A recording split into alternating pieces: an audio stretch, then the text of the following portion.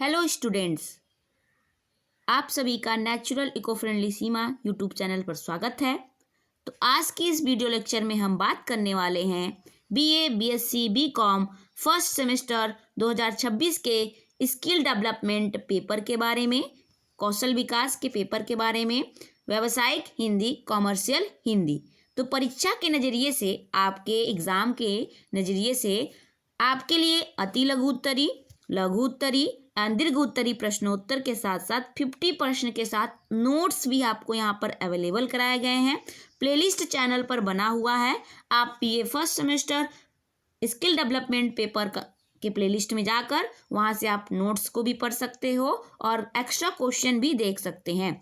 आप अगर इस पूरे वीडियो को लास्ट तक देख लेते हैं तो लास्ट तक आप देखने के बाद आप जब अपने एग्ज़ाम में देने जाएंगे आप एग्ज़ाम, तो आपका एग्ज़ाम जो है वो बहुत ही अच्छा जाएगा और आप अच्छे स्कोर करके आएंगे। और ये स्कोर आपका जो है, आपके मार्क्स जो हैं ये आपके फाइनल एग्ज़ाम में आपके सेमेस्टर के ऐड होते हैं। तो यहाँ पर भी आपको section A, section B, section C दिए गए होते हैं। सेक्शन ए में अति लघु उत्तरी, बी में लघु उत्तरी और सी में दीर्घ उत्तरी प्रश्न उत्तर दिए गए होते हैं। तो व्यावसायिक हिंदी, कॉमर्शियल हिंदी से रिलेटेड यहाँ पर आपको क्वेश्चन आंसर बताए जाएंगे। तो लास्ट तक बने रहिए क्योंकि यहाँ पर आपको सभी क्वेश्चन जो है बहुत ही ज़रूरी हैं। एक्सप्लेनेशन के साथ साथ यहाँ पर आपको सभी बातें बताई जाएंगी कि किस तरीके से क्वेश्चन आपको करना है। क्वेश्चन आंसर यहाँ पे आपको 50 क्वेश्चन लॉन्ग एंड शॉर्ट जो है क्वेश्चन आपको कराए गए हैं इस वीडियो में। यदि आप किसी भी यूनिवर्सिटी के हो, जैसे आपका कोई भी यूनिवर्सिटी हो, स्किल डेवलपमेंट अगर आपका पेपर है व्यावसायिक Hindi, commercial Hindi first semester में, तो आप सिलेबस भी देख सकते हैं। सिलेबस भी मैंने अपलोड कर रखा है प्लेलिस्ट में और वहाँ पर आप सिलेबस देखेंगे ना, तो कोई भी यूनिवर्सिटी हो, बस पेपर पैटर्न जो है अलग होता है, बट लेकिन जो स्किल डेवलपमेंट है, स्टेट यूनिवर्सिटी की स्किल डेवलपमेंट जो होती है पेपर, वो क्या है कि सभी के लिए जो सिलेबस है सेम होता है, बट पेपर पैटर्न सब अपनी यूनिवर्सिटी के अकॉर्डिंग अपना अपना रखते हैं। तो पेपर पैटर्न जो है ये आपका अलग हो सकता है और ये यूनिवर्सिटी नहीं, सभी एफिलिएटेड कॉलेज जो हैं कॉलेज वाले कराते हैं, ये भी बात याद रखिएगा, ठीक है। तो कॉलेज के टीचर्स जो होते हैं वो बनाते हैं क्वेश्चन पेपर, ये यूनिवर्सिटी से बन के नहीं आती है। और इसके अकॉर्डिंग आप जो भी पढ़े होते हो, पूरे सेमेस्टर कुछ नहीं पढ़े हो, इस वीडियो को बस देख लेते हैं ना, तो भी आप बहुत अच्छे से ईजिली पास आउट हो जाएंगे और अच्छे मार्क्स भी ग्रो कर लेंगे इसमें, ये मेरी पूरी फुल गारंटी है, ठीक है। और यहाँ पे सभी सेमेस्टर के आपके क्वेश्चन पेपर लास्ट 3 से 4 ईयर तक के क्वेश्चन पेपर भी आपको यहाँ पर मिलेंगे। तो चलिए चलते हैं, आपकी ज़्यादा लंबी वीडियो नहीं होगी, इसमें आपको सभी क्वेश्चन जो 50 क्वेश्चन लेकर आए हैं आपके लिए, तो आपको टाइम यहाँ पे देना होगा। आप अगर 1-2 घंटा टाइम यहाँ दे देते हैं तो आपके लिए बहुत ही ज़्यादा बेनिफिशियल होगा। तो चलिए चलते हैं अपने फर्स्ट क्वेश्चन के तरफ। तो हम पूरे टोटल टारगेट लेकर चल रहे हैं, 1 से 50 क्वेश्चन आपको यहाँ पर कराए जाएंगे एक साथ, वो भी एक ही वीडियो में, आपको कहीं और जाने की ज़रूरत नहीं होगी। और अगर ज़रूरत होगी भी तो आप मेरे प्लेलिस्ट में आप जाकर देख सकते हैं चैनल के, वहाँ पे आपको नोट्स पूरा दिया गया है और क्वेश्चन पेपर भी आपको PYQ सॉल्व कराया गया है, ठीक है। और यदि चैनल पर नए हैं तो चैनल को subscribe, share, bell icon press करना नहीं भूलिएगा। शेयर जरूर से जरूर करिए, अधिक से अधिक। आपको एक बार शेयर और एक लाइक देने से आपका कुछ नहीं जाएगा, ठीक है। चलिए नेक्स्ट क्वेश्चन देखते हैं। फर्स्ट क्वेश्चन यहाँ पर, तो सबसे पहला प्रश्न यहाँ पर आपका सबसे पहला प्रश्न क्या है कि भाषा की उपयोगिता पर प्रकाश डालिए। पूछा है भाषा की उपयोगिता पर प्रकाश डालिए। दूसरा है देवनागरी लिपि के उद्भव पर एक निबंध लिखिए। तीसरा है जनसंचार की विशेषताओं की व्याख्या कीजिए। इंटरनेट प्रणाली के महत्व को लिखिए। लिपि किसे कहते हैं, मानव जीवन में लिपि के उपयोग पर व्याख्या कीजिए। तो यहाँ पर हम आगे एक एक करके एक एक क्वेश्चन देखते चलते हैं। ऐसे 1 to 50 क्वेश्चन अगर आपको बताने लगे तो इसमें टाइम ज़्यादा जाएगा, इसलिए हम क्वेश्चन आंसर एक साथ ही देखते चलते हैं। चलिए देखते हैं। तो जब भी आप कोई भी सब्जेक्ट पढ़ते हैं, जैसे हिंदी, इंग्लिश, भाषा, तो सबसे पहले भाषा की उपयोगिता क्या होती है इसके बारे में हमें जानना बहुत ही ज़रूरी होता है कि भाषा की उपयोगिता क्या है। तो भाषा की उपयोगिता देखते हैं। तो भाषा की उपयोगिता, भाषा मानव जीवन का सबसे महत्वपूर्ण संचार माध्यम होता है। भाषा के बिना न तो विचारों का आदान प्रदान संभव है और ना ही समाज का विकास। और भाषा मतलब होता है ध्वनि, जो आपके मुंह से बोल रहे हैं, ध्वनि निकल रही है, वो किस तरीके की ध्वनि निकल रही है उसी को हम क्या कहते हैं, उसी के लिखने को हम क्या कहते हैं, भाषा बोलने को। तो हम जो मैं अभी बोल रही हूँ ये मेरी भाषा है। मैं किस में बोल रही हूँ, हिंदी में बोल रही हूँ, तो ये मेरी भाषा हो गई। तो भाषा मनुष्य को अपनी भावनाएं, विचार, ज्ञान, अनुभव और इच्छाएं व्यक्त करने की शक्ति देती है। परिवार, विद्यालय, समाज, व्यापार, राजनीतिक, विज्ञान तथा तकनीकी हर क्षेत्र में भाषा की विशेष भूमिका होती है।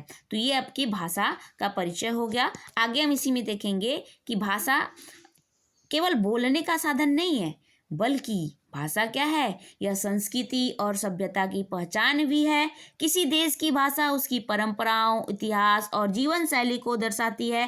भाषा के माध्यम से हम अपने पूर्वजों का ज्ञान, साहित्य, धर्म ग्रंथ और इतिहास सुरक्षित रखते हैं। शिक्षा के क्षेत्र में भाषा का महत्व और भी बढ़ जाता है, क्योंकि पढ़ना, लिखना, समझना और सिखाना सब भाषा पर ही आधारित है। आगे देखेंगे इसी में। फिर उसके बाद भाषा क्या कह रहा है कि भाषा जो है व्यापार और रोजगार से भी भाषा अत्यंत उपयोगी मानी जाती है। अच्छी भाषा कुशलता व्यक्ति को आत्मविश्वासी बनाती है और उसके व्यक्तित्व का विकास करती है। आज के डिजिटल युग में भाषा इंटरनेट, सोशल मीडिया और तकनीकी संचार का भी मुख्य आधार मानी जाती है, मुख्य आधार है। आगे देखेंगे इसी में। फिर इस प्रकार भाषा मनुष्य को सामाजिक, सांस्कृतिक, बौद्धिक और आर्थिक रूप से मजबूत बनाती है। भाषा के बिना जीवन की कल्पना अधूरी है, इसलिए भाषा का मानवता सभ्यता की आत्मा कही जाती है। भाषा क्या कही जाती है, मानव सभ्यता की आत्मा कही जाती है। ये याद रखिए इतना। तो ये आपका फर्स्ट क्वेश्चन हो गया कि भाषा की उपयोगिता मानव जीवन में कैसी है, इसे आपको बताना है। ठीक है, अब नेक्स्ट क्वेश्चन चलते हैं, देखते हैं। दूसरा प्रश्न है कि देवनागरी लिपि का उद्भव कैसे हुआ, इसके बारे में हमें बताना है। अब आप जब हिंदी पढ़ रहे हो तो हिंदी में आपको हिंदी किस लिपि की भाषा है ये भी आपको जाननी जरूरी है। तो हिंदी कौन सी लिपि की भाषा है, देवनागरी लिपि। तो देवनागरी लिपि के बारे में आपको पता होना चाहिए, एज अ जनरल नॉलेज, एक सामान्य ज्ञान के रूप में भी आपको पता होना चाहिए। तो यहाँ पे देखते हैं देवनागरी लिपि क्या कह रही है। देवनागरी लिपि भारत की सबसे प्रचलित लिपियों में से एक है, जिसका प्रयोग हिंदी, संस्कृत, मराठी और नेपाली जैसी भाषाओं में किया जाता है। इसका उद्भव प्राचीन ब्राह्मी लिपि से माना जाता है। समय के साथ ब्राह्मी से गुप्त लिपि और फिर नागरी लिपि का विकास हुआ, जिसे आगे चलकर क्या कहा गया, देवनागरी लिपि कहा गया। तो ये इसका उद्भव या विकास था। अब इसी में आगे देखेंगे कि देवनागरी का अर्थ क्या होता है।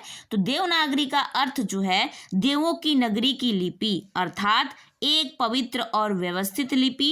इस लिपि की सबसे बड़ी विशेषता इसकी वैज्ञानिकता है। इसमें स्वर और व्यंजन स्पष्ट रूप से अलग अलग हैं और हर ध्वनि का एक निश्चित चिन्ह होता है। देवनागरी में लिखावट बाएं से दाएं होती हैं तथा अक्षरों के ऊपर एक सीधी रेखा, सिरोरेखा खींची जाती है, जो इसे अन्य लिपियों से अलग बनाती है। और देवनागरी बाएं से दाएं मतलब जब आप क से ज्ञ जाते हो, कहाँ जाते हो आप, क से ज्ञ जाते हैं ना, ऐसे क से ज्ञ जाते हो तो क ऐसे शुरू करते हो ना, क ख। तो यह आपका किस साइड है, ये आपका लेफ्ट साइड है, बायां साइड है। अब बाएं से दाएं की तरफ ऐसे आगे बढ़ते हैं, बाएं से दाएं की तरफ आगे बढ़ते हैं। तो इस तरीके से इतना आपका कॉन्सेप्ट क्लियर हुआ। अब आगे चलते हैं, इसमें देखेंगे हम कि देवनागरी लिपि में यहाँ पर मध्यकाल में क्या बात हुई थी। तो मध्यकाल में संस्कृत ग्रंथों के लेखन में इसका व्यापक उपयोग हुआ, जिससे इसका महत्व और बढ़ा। आधुनिक काल में हिंदी भाषा के प्रसार के साथ देवनागरी लिपि का भी व्यापक विस्तार हुआ। शिक्षा, साहित्य, समाचार पत्र, प्रशासन और तकनीकी क्षेत्र में इसका प्रयोग निरंतर बढ़ रहा है। आगे देखेंगे इसी में। फिर देवनागरी लिपि कैसी है। देवनागरी लिपि जो है ये सरल, स्पष्ट और ध्वन्यात्मक मतलब इसमें ध्वनि जो है अच्छे से निकलता है, होने के कारण सीखने में भी आसान है। यही कारण है कि इसे विश्व की सबसे वैज्ञानिक लिपियों में भी गिना जाता है। आगे देखेंगे नेक्स्ट क्वेश्चन। तो नेक्स्ट क्वेश्चन आपका है जनसंचार की विशेषता बताइए, और यहाँ पे आपको 50 क्वेश्चन कंप्लीट करने हैं, तो आप धैर्य रखिए, ठीक है। आप धैर्य से विनम्र होकर यहाँ पे आप धैर्य रहेंगे, तभी आप क्वेश्चन को अच्छे से समझ पाएंगे, पढ़ पाएंगे और अपना पेपर जो है अच्छे से दे पाएंगे, ठीक है। तो यहाँ पे जनसंचार की विशेषता देखते हैं। जनसंचार वह प्रक्रिया है जिसके माध्यम से सूचना, विचार और संदेश एक साथ बड़ी संख्या में लोगों तक पहुँचाए जाते हैं। इसके प्रमुख साधन है समाचार पत्र, radio, television, internet, social media आदि। ये क्या होते हैं? जनसंचार की माध्यम होते हैं। आगे देखेंगे इसी में जनसंचार की सबसे बड़ी विशेषता क्या है। जनसंचार की सबसे बड़ी विशेषता इसकी व्यापकता है। एक संदेश लाखों लोगों तक एक साथ पहुंचाया जा सकता है। दूसरी विशेषता तीव्रता, यानी सूचना बहुत तेजी से फैलती है। तीसरी विशेषता प्रभावशीलता, क्योंकि जनसंचार लोगों की सोच, व्यवहार और निर्णयों को प्रभावित कर सकता है। ये जैसे आप इंटरनेट, जैसे अभी आप फिलहाल में ये मेरी वीडियो देख रहे हो, पढ़ रहे हो कॉमर्शियल हिंदी, व्यावसायिक हिंदी को, तो ये भी आपका क्या है? एक जनसंचार माध्यम का स्रोत है, एक जनसंचार करने का माध्यम है, स्रोत है इंटरनेट, और आपका ये यूट्यूब चैनल और ये आपका जो है स्मार्टफोन, ये भी आपका क्या है? जनसंचार में ही आता है, ठीक है। तो नेक्स्ट आगे देखेंगे इसमें जनसंचार के बारे में इतना हो गया। अब जनसंचार जो है लोकतंत्र का आधार भी है, क्योंकि यह जनता को जागरूक करता है और समाज में पारदर्शिता लाता है। यह शिक्षा, मनोरंजन और सूचना तीनों का महत्वपूर्ण स्रोत है। इसके माध्यम से लोग देश विदेश की खबरों, नई तकनीकों और सामाजिक मुद्दों से भी परिचित होते हैं। आप जो ये यूट्यूब प्लेटफॉर्म है, गूगल है, इन सब पे आप क्या करते हो? देश दुनिया के बारे में जानते हो, खबरों के बारे में जानते हो, सब कुछ। आप मनोरंजन भी करते हो, ठीक है, और आप अपने पढ़ाई से रिलेटेड भी कुछ चीज़ें देखते हो, शिक्षा से रिलेटेड। तो ये आप एक एज अ एग्जाम्पल आप अच्छे से कर सकते हो। आगे देखते हैं नेक्स्ट। हालांकि इसके नकारात्मक पक्ष भी होते हैं। नकारात्मक पक्ष जैसे किसी को रील्स देखने की लत लग जाती है। मॉडर्न टाइम में जो है, इस टाइम रील्स चल रहा है, रील्स की लत लग जाती है, वो रील्स ही देखता जाता है और अपना जो टाइम जो है बर्बाद करता जाता है, और अपने टाइम के साथ साथ अपनी हेल्थ भी जो है खराब करता है। तो यहाँ पे इसके कुछ नकारात्मक पक्ष भी होते हैं। सकारात्मक पक्ष देखिए, किसी भी चीज़ के ना दो पहलू होते हैं, ठीक है, एक सकारात्मक, एक नकारात्मक। जैसे सिक्के के आपके दो पहलू होते हैं, चित्त और पट, वैसे ही आपके कोई भी चीज़ हो दुनिया में, हर एक चीज के दो पहलू होते हैं, एक सकारात्मक, एक नकारात्मक, ठीक है। जैसे गलत सूचना का प्रसार, लेकिन सही उपयोग होने पर जनसंचार समाज के विकास का शक्तिशाली साधन बन जाता है। ये आपके नकारात्मक पक्ष के बारे में भी बोला है, ठीक है। अब हम आगे देखेंगे next question. Next fourth question क्या है आपका कि इंटरनेट का महत्व बताइए। इंटरनेट क्या है? इंटरनेट का महत्व आपको बताना है। तो इंटरनेट जो है आधुनिक युग की सबसे बड़ी तकनीकी क्रांति है। आप बिना इंटरनेट के ना कुछ नहीं कर सकते। ये जो आप वीडियो देख रहे हो मेरी, पढ़ रहे हैं ना ऑनलाइन, ये तक नहीं कर सकते आप बिना इंटरनेट, बिना नेटवर्क के। टेक्नोलॉजी जो है वो कभी पूर्ण नहीं हो सकती। इसके लिए क्या जरूरी है? इंटरनेट एंड नेटवर्क, ठीक है। तो यह जो है इंटरनेट विश्व की एक वैश्विक गांव में बदल देता है। किसको? एक वैश्विक गांव में बदल देता है। इंटरनेट के माध्यम से हम कुछ भी सेकेंड में जानकारी प्राप्त कर सकते हैं, ईमेल भेज सकते हैं, ऑनलाइन पढ़ाई कर सकते हैं और दुनिया भर के लोगों से जुड़ सकते हैं।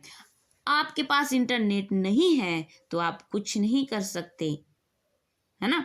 तो इंटरनेट जो है, नेटवर्क, ये बहुत ज़रूरी होता है आपके पास होना। अगर आपके पास नहीं है तो आप ये जो ऑनलाइन आप क्लासेस ले रहे हैं, यूट्यूब पर पढ़ रहे हैं, ये भी नहीं आप पढ़ सकते, ठीक है, बिना इंटरनेट के। आपके मोबाइल फ़ोन में रिचार्ज ना हो सिम कार्ड का तो आप क्या करेंगे? आपको डाटा नहीं मिलेगा, आपको नेटवर्क नहीं मिलेगा, इंटरनेट नहीं मिलेगा, तो आप यूज नहीं कर पाएंगे, नहीं पढ़ पाएंगे। तो इसीलिए ये महत्व जरूरी है इंटरनेट का। आगे देखते हैं इसी में। फिर उसके बाद क्या दिया है कि शिक्षा के क्षेत्र में इंटरनेट का महत्व बहुत अधिक है। छात्र ऑनलाइन कक्षाएं, वीडियो लेक्चर और ई पुस्तकें प्राप्त कर सकते हैं। व्यापार और बैंकिंग में भी इंटरनेट के कामकाज को तेज और सरल बना दिया जाता है। ऑनलाइन शॉपिंग, डिजिटल भुगतान और ई कॉमर्स इसका उदाहरण है। एंड ये भी बात देखिए, आप एक सेकेंड भी नहीं लगते हैं आपके पास सूचनाएं पहुंचने में। अभी मैं ये वीडियो जो है अभी बना रही हूँ, बनाने के बाद मैं अपलोड करूँगी जब यूट्यूब पर, तो ये सभी लोगों के पास जाएगा। और ये जो सभी लोगों के पास जाएगा तो जिनको देखना है वो देखेंगे, जिनको नहीं देखना है वो नहीं देखेंगे। और जो रिकमेंड में आपके रिकमेंड पर मैंने ये वीडियो बनाया है, अपलोड कर रही हूँ, ठीक है। तो ये रिकमेंड भी करेंगे कुछ लोग। तो यहाँ पर जो है क्या 1 सेकंड के अंदर सब कुछ यहाँ पे हो जा रहा है, ठीक है। आगे देखते हैं। एंड इसी 1 सेकंड के अंदर, 1-2 मिनट के अंदर मेरी वीडियो वायरल भी हो सकती है एंड नहीं भी हो सकती है, दोनों कंडीशन। तो अभी आपको बताया कि एक सिक्के के दो पहलू होते हैं, या तो वायरल हो जाएगी या तो कमी भी आए। लेकिन यहाँ पे आप सबका सपोर्ट मुझे चाहिए, प्लीज़ आप सब मेरी सपोर्ट करिए, हेल्प करिए, ठीक है। आप लोगों के लिए इतनी मेहनत की जा रही है। वीडियो बनाना, कंटेंट इकट्ठा करना आसान नहीं होता है। सोचिए अपनी बिजी लाइफ, व्यस्त जीवन में, मैं भी खुद अभी पढ़ रही हूँ और कुछ घर के काम होते हैं, जॉब करना पड़ता है। अपने बिजी व्यस्त जीवन में टाइम निकाल कर आप लोगों के लिए ये नोट्स तैयार करना, नोट्स बनाना, क्वेश्चन आंसर बनाना और उसके साथ साथ वीडियो क्रिएट करना, एडिट करना, इसमें बहुत टाइम लग जाता है। 2-3 घंटे में 1-2 घंटा 3 घंटा हम देते हैं तो एक वीडियो बनता है, बताइए। तो इतना टाइम हम देते हैं तब जाके आपके लिए ये जो है इम्पोर्टेंट चीज़ें बन पाती हैं, आ पाती हैं आप तक। तो आप भी थोड़ा बहुत हेल्प जरूर करिए हम लोगों की, ठीक है। आगे देखते हैं। और आप ही लोग के फीडबैक जरूर दीजिएगा कि आपको ये वीडियो कैसी लगी। आप कमेंट में बताना नहीं भूलिए कि ये आपको कैसा लगा, इसको पढ़ के आपको हेल्पफुल हुई कि नहीं। ये भी जरूर आप एग्जाम देकर आए तो बताएं, ठीक है। और अधिक से अधिक शेयर करिए, क्योंकि आप यहाँ पे फर्स्ट सेमेस्टर में आए हो ना, तो मेरे पास आपके लिए 3-4 साल के लगातार PYQ पढ़े हैं। और एक बार आप मेरी PYQ एनालिसिस करके आप पढ़कर चले जाते हो ना, तो आपको कोई नहीं रोक सकता अच्छे मार्क्स ग्रो करने में। आप 75 में से 75 भी ला सकते हो, ठीक है।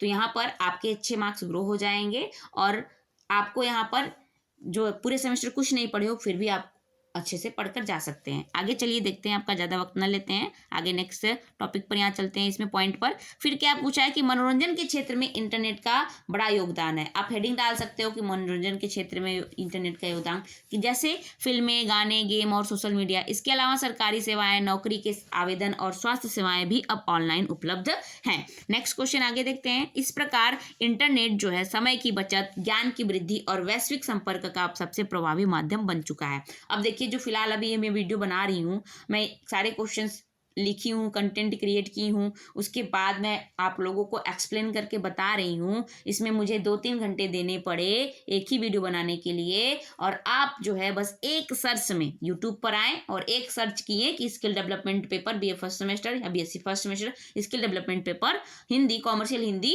और आपके पास ये जो है रिकमेंड में आपके ब्राउजर पर यूट्यूब पे आ गया वीडियो, और आप एक ही क्लिक में आप जो है स्टार्ट कर दिए पढ़ना।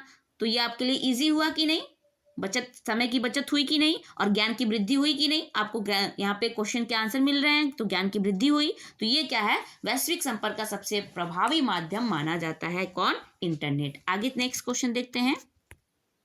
नेक्स्ट क्वेश्चन है, लिपि किसे कहते हैं। तो लिपि जो है, लिपि वह लिखित चिन्हों की व्यवस्था है जिसके माध्यम से भाषा को लिखा और पढ़ा जाता है। जब हम बोलते हैं तो ध्वनि निकलती है, और जब वही ध्वनि लिखी जाती है तो वह लिपि का रूप ले लेती है। उदाहरण के लिए हिंदी की देवनागरी लिपि और अंग्रेजी की रोमन लिपि। रोमन लिपि और देवनागरी लिपि, ये दोनों आपको पढ़ना होता है, ठीक है। एंड जो अंग्रेजी है वो तो ग्लोबल लैंग्वेज बन चुका है, वैश्विक भाषा बन चुकी है। तो इसमें आपको इंग्लिश भी, हिंदी के साथ साथ इंग्लिश भी आनी जरूरी है मॉडर्न टाइम में, ठीक है। इस टाइम मॉडर्न एरा चल रहा है, आधुनिक समय में आपको हिंदी इंग्लिश दोनों आना चाहिए, ठीक है। सिर्फ इंग्लिश हिंदी ही नहीं, तो इंग्लिश भी अच्छी खासी आनी चाहिए आपको, तभी आप यहाँ पर आगे अच्छे से अपना जो है पर्सनालिटी डेवलपमेंट कर सकते हो, व्यक्तित्व बना सकते हो, ठीक है, व्यक्तित्व का विकास कर सकते हैं। आगे ने इसी में देखेंगे कि मानव जीवन में लिपि का अत्यधिक महत्व है। लिपि के माध्यम से ज्ञान सुरक्षित रहता है। यदि लिपि न होती तो इतिहास, साहित्य, विज्ञान और धर्म ग्रंथ सुरक्षित नहीं रह पाते। लिपि शिक्षा का आधार है, क्योंकि पढ़ना लिखना उसी पर निर्भर करता है। आगे देखेंगे कि लिपि व्यक्ति को संगठित और सभ्य बनाती है। प्रशासन, व्यापार, कानून और संचार सभी में लिपि की आवश्यकता होती है। इसलिए लिपि मानव सभ्यता की स्थायी स्मृति मानी जाती है। नेक्स्ट क्वेश्चन देखते हैं आगे। नेक्स्ट क्वेश्चन है यहाँ पर आपका, लेख और अच्छे लेख की विशेषताएं बताइए। लेख और अच्छे लेख की विशेषताएं क्या होगी?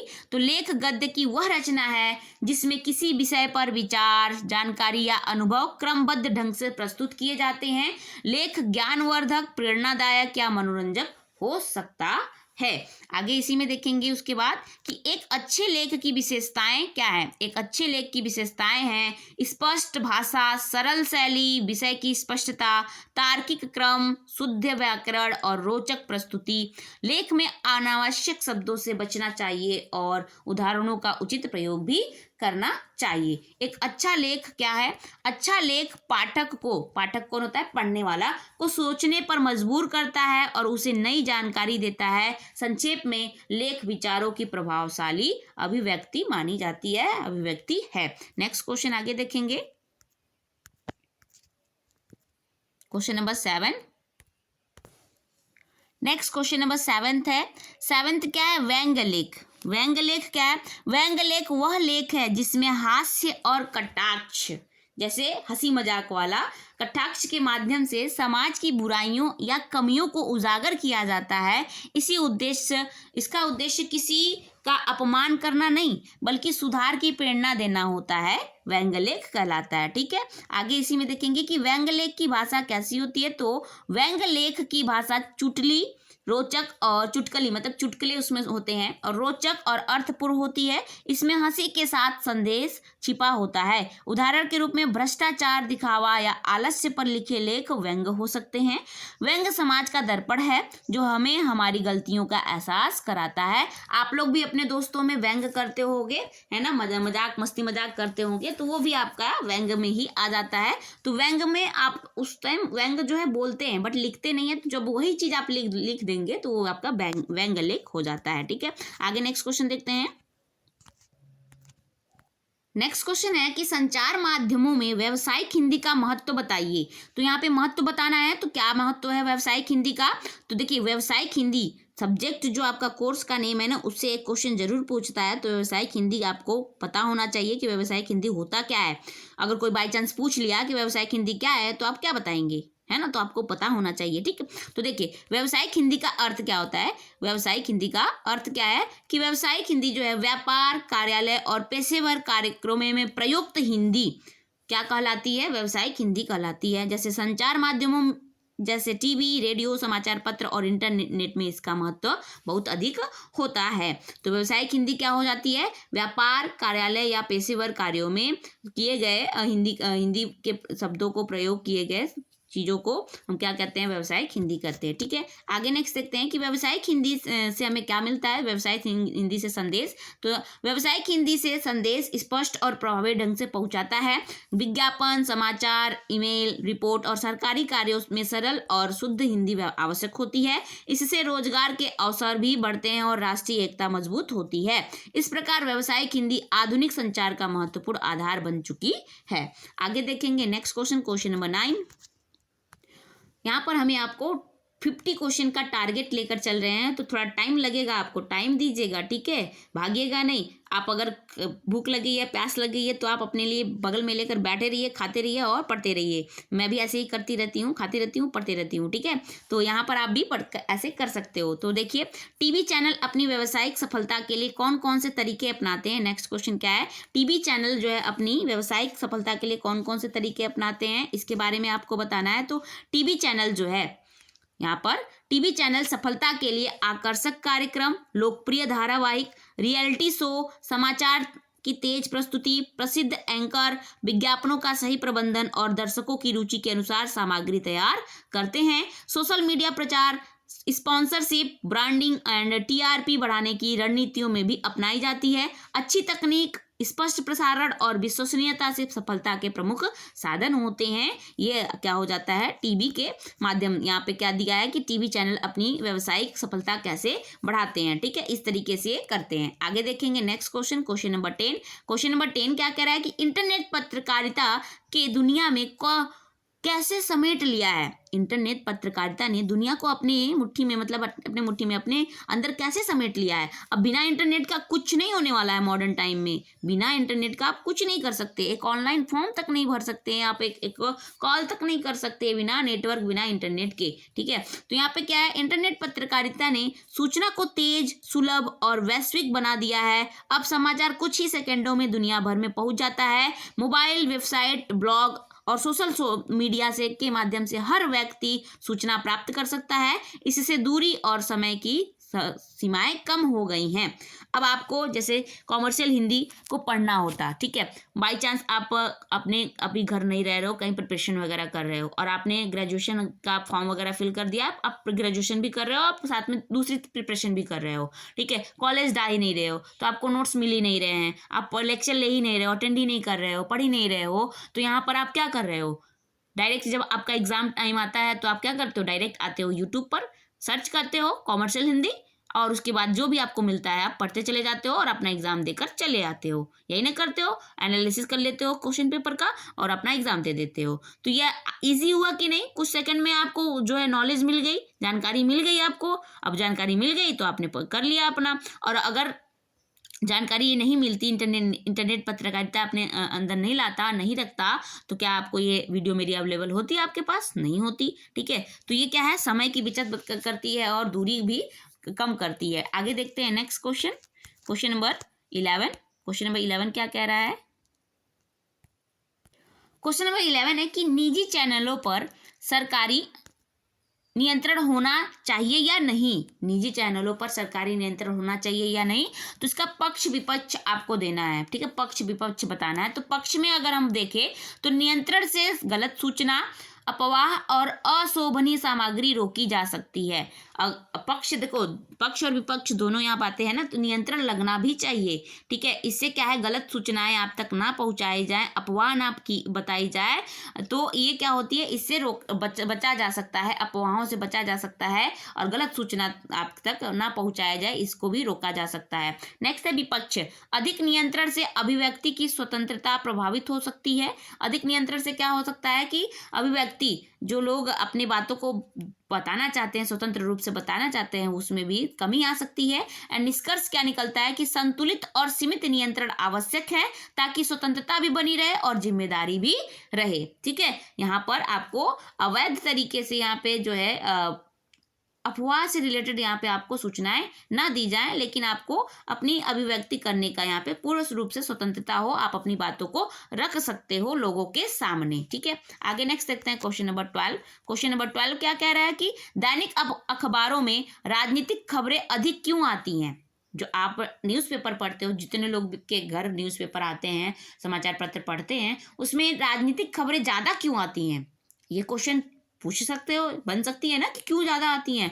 तो राजनीतिक देश की नीतियों, कानूनों और जनजीवन को प्रभावित करती हैं। लोग सरकार के निर्णय, चुनाव और योजनाओं की जानकारी चाहते हैं, इसलिए अखबारों में राजनीतिक समाचार अधिक स्थान पाते हैं। आप देखेंगे हर पेज पर जो है राजनीति से रिलेटेड आपको जो है संबंधित देखने को मिलती हैं सूचनाएं, है ना। यहाँ ये इस नेता ने ऐसा कर दिया, वहाँ उस नेता ने ऐसा कर दिया, ये यहाँ इस प्रधान ने, उस मंत्री ने ऐसा कर दिया, और ये बातें होती रहती हैं मतलब आपके पेपर में। तो इस तरीके से राजनीति रिलेटेड होती रहती है, ये पार्टी जो है ऐसे कर रही है, वो पार्टी वैसे कर रही है। तो इस तरीके से हम देखते हैं। आगे चलेंगे next question, question number 13। Question number 13 क्या है? क्वेश्चन नंबर 13 है कि जनसंचार माध्यमों के लाभ और हानि बताना है। तो लाभ क्या होता है? जनसंचार माध्यम में लाभ त्वरित सूचना पहुंचाना होता है, शिक्षा, मनोरंजन और जागरूकता को बढ़ाता है, ये जनसंचार माध्यम के लाभ हो गए। और हानि क्या है कि यह गलत सूचना भी दे सकता है और समय की बर्बादी भी कर सकता है और नकारात्मक प्रभाव भी यहाँ पे देखने को मिल सकता है। अब मैं इसी वीडियो में आपको 1 घंटे तक एक ही क्वेश्चन लेकर बैठी रहूं तो आपकी समय की बर्बादी होगी कि नहीं होगी, है ना। तो यहाँ पर मैं एक ही क्वेश्चन को बार बार बताऊं तो भी समय की बर्बादी होगी। तो यहाँ पे हम आगे बढ़ते रहेंगे, नेक्स्ट क्वेश्चन करेंगे, तो यहाँ पे आपकी समय की बर्बादी नहीं, आपको जानकारी अच्छी मिलेगी। ठीक है, ठीक, आपको मनोरंजन भी आएगा। अब मैं इसमें आपको थोड़ा बहुत कुछ मनोरंजन टाइप वर्ड भी यूज कर सकती हूँ। तो यहाँ पे ये आपका लाभ और हानि दोनों होता है। अभी आगे नेक्स्ट क्वेश्चन देखते हैं, क्वेश्चन नंबर 14। इंटरनेट पत्रकारिता के दुष्परिणाम। अब इसके दुष्परिणाम क्या होते हैं, मतलब गलत बात क्या होती है। तो इंटरनेट पर पत्रकारिता के इंटरनेट पत्रकारिता जो है फर्जी खबरें, गोपनीयता का खतरा, साइबर अपराध और अफवाहों का तेज प्रचार इसके मुख्य दुष्परिणाम माने जाते हैं। किसके? इंटरनेट पत्रकारिता के। ठीक है, आप देखते भी होंगे रियलिटी में, वास्तविक रूप में आप देखते भी होंगे कि हाँ देश दुनिया में क्या हो रहा है।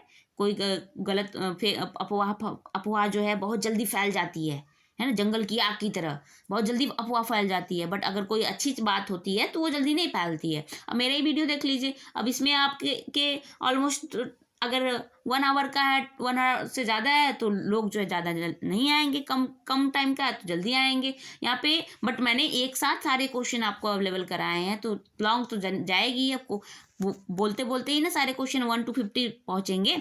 आगे देखते हैं नेक्स्ट, फिर क्वेश्चन नंबर 15, सबसे सशक्त माध्यम कौन है?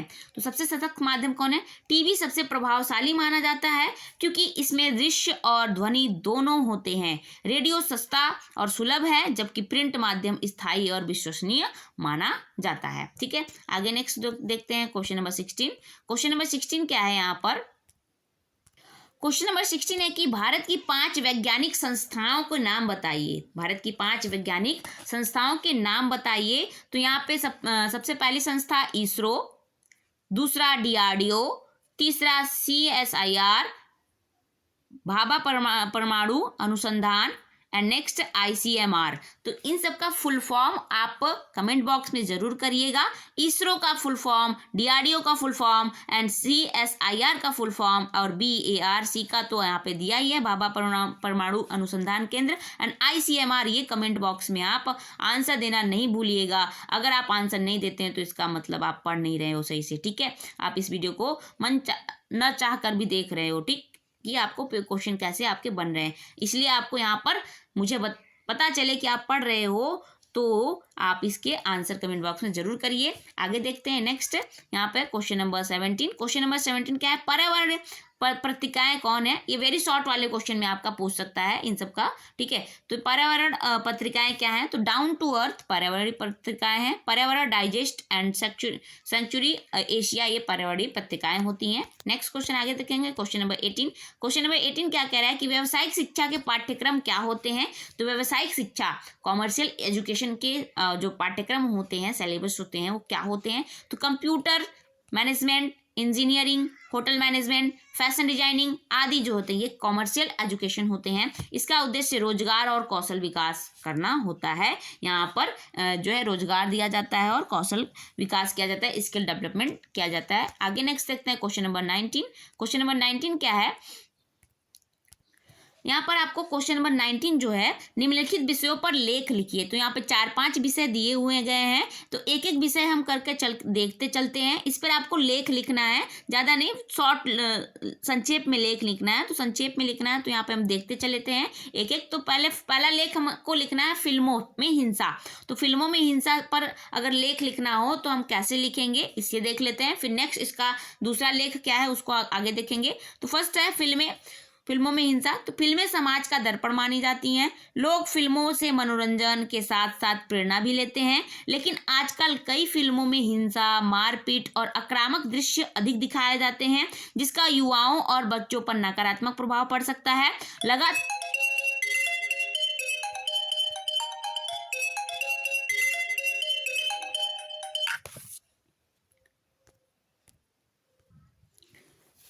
Sorry for disturbance. चलिए देखते हैं फिर से क्या है कि फिल्में समाज का दर्पण मानी जाती हैं। लोग फिल्मों से मनोरंजन के साथ साथ प्रेरणा भी लेते हैं, लेकिन आजकल कई फिल्मों में हिंसा, मारपीट और आक्रामक दृश्य अधिक दिखाए जाते हैं, जिसका युवाओं और बच्चों पर नकारात्मक प्रभाव पड़ सकता है। लगातार हिंसक दृश्य देखने से मन में डर, गुस्सा या गलत व्यवहार की प्रवृत्ति भी बढ़ सकती है, जो कि आजकल ये मॉडर्न टाइम में, आधुनिक समय में ज़्यादातर देखा जा रहा है। ठीक है, आगे देखते हैं नेक्स्ट सेकेंड लेख, दूसरा लेख क्या है इसके बारे में देखते हैं, अभी इसी में थोड़ा सा और ऐड है, ठीक है। तो आगे, फिल्म निर्माता अक्सर दर्शकों को आकर्षित करने के लिए एक्शन और संघर्ष को ज़्यादा दिखाते हैं, परंतु यह जरूरी है कि मनोरंजन के साथ साथ सामाजिक जिम्मेदारी भी निभाई जाए। फिल्मों में सकारात्मक संदेश, मित्रता, मेहनत, ईमानदारी और सहयोग जैसे मूल्यों को बढ़ावा दिया जाता है। आगे देखेंगे इसी में कि हिंसा का सीमित और संतुलित चित्रण कहानी की आवश्यकता हो सकता है। हिंसा का सीमित और संतुलित चित्रण कहानी की आवश्यकता हो सकता है, लेकिन उसका अतिरेक समाज के लिए हानिकारक बन सकता है। इसलिए दर्शकों को भी समझदारी में से फिल्में चुननी और चाहिए और अभिभावकों को बच्चों का मार्गदर्शन करना चाहिए। स्वस्थ और प्रेरणादायक सिनेमा समाज को सही दिशा दे सकता है। आगे नेक्स्ट देखेंगे। अब दूसरा लेख आपको बोल रहा है कि कटते जंगल पर लेख लिखिए। तो कटते जंगल पर लेख क्या हो जाएगा कि जंगल प्रकृति की अनमोल धरोहर होती है। वे हमें शुद्ध वायु, वर्षा, औषधियाँ और वन्य जीवों का घर प्रदान करते हैं, लेकिन बढ़ती जनसंख्या, उद्योगों और शहरीकरण के कारण जंगल तेजी से काटे जा रहे हैं। इससे पर्यावरण का संतुलन बिगड़ रहा है और जलवायु परिवर्तन, प्रदूषण और प्राकृतिक आपदाएं जो हैं बढ़ रही हैं। आगे देखेंगे, पेड़ पृथ्वी के फेफड़े हैं। अब क्या कहा जा गया है कि जो पेड़ होते हैं ना, वो पृथ्वी के फेफड़े हैं, क्योंकि वे कार्बन डाइऑक्साइड को सोख कर ऑक्सीजन देते हैं। जंगलों के नष्ट होने से अनेक पशु पक्षियों की प्रजातियां भी विलुप्त हो रही हैं। यह केवल पर्यावरण नहीं बल्कि मानव जीवन के लिए भी खतरा माना जाता है। फिर भी लेकिन कोई समझ नहीं रहा है, पेड़ की कटाई, जंगल की कटाई करते चला जा रहा है। आगे देखेंगे इसी में, फिर उसके बाद क्या दिया है कि समाधान के लिए वृक्षारोपण, वनों की सुरक्षा, जागरूकता और सख्त कानून आवश्यक है। प्रत्येक नागरिक को एक पेड़ लगाओ का संकल्प लेना चाहिए। यदि हम आज जंगलों को बचाएंगे तभी आने वाली पीढ़ियां सुरक्षित और स्वच्छ वातावरण में जी सकेंगी। तो ये कटते जंगल पर ये आपका एक लेख हो गया। और मैं अपने सभी वीडियो में सभी लोगों से ये बात शेयर करती रहती हूँ, बताती रहती हूँ कि आप अपने नाम का एक पेड़ जरूर लगाइए। वो आपको फल, छांव सब कुछ देगा, ठीक है। ऑक्सीजन के साथ साथ हर एक चीज़ आपको देगा। आप अमरूद का लगा सकते हो, आम का लगा सकते हो, फ्रूट से रिलेटेड भी लगा सकते हो, एंड सदा एवरग्रीन से रिलेटेड ट्री भी आप लगा सकते हो। आपका जो है ट्री जो है ज़्यादा जगह भी नहीं लेता है, थोड़े से जगह में वो खड़ा हो जाता है, ठीक है। तो आगे देखते हैं। देखिए, नीचे से तो थोड़ा सा जगह लेता है, ऊपर जाके वो फैलता है। आपका नीचे जमीन पे भी जगह नहीं ज़्यादा लेता है। तो आप एक लगा सकते हो अपने घर पर अपने नाम का, ठीक है। मैंने बहुत सारे पेड़ लगा रखे हैं, एक बगीचा बना दिया है लगाते लगाते, इतना पेड़ लगाई हूँ मैं। और उसमें मैं evergreen trees, plants and flowers plant and जो फ्रूट से रिलेटेड लगभग ऑलमोस्ट 10 से 12 फ्रूट के मैंने जो है पेड़ लगा रखे हैं, जिसमें से कुछ फल भी मुझे दे रहे हैं, ठीक है। तो आप सब भी जरूर लगाइए। आगे देखते हैं नेक्स्ट लेख क्या है, ग्रहों पर जीवन। अब नेक्स्ट लेख ग्रहों पर जीवन पर लिखते हैं। यहाँ पे दिया है कि ग्रहों पर जीवन पर लेख लिखिए। तो ग्रहों पे जीवन पर लेख क्या हो जाएगा, इसके बारे में अगर आपको लिखने को मिल जाए 4 लाइन, आपको 4 लाइन लिखने को मिले तो आपको पता होना चाहिए ना कि हमको क्या लिखना है। तो यहाँ पर आपको इन सब के बारे में लेख लिखने के लिए आपको पता होना चाहिए। आप हिंदी पढ़ रहे हो, ठीक। तो देखिए, ग्रहों पर जीवन का विषय विज्ञान की सबसे रोचक खोजों में से एक है।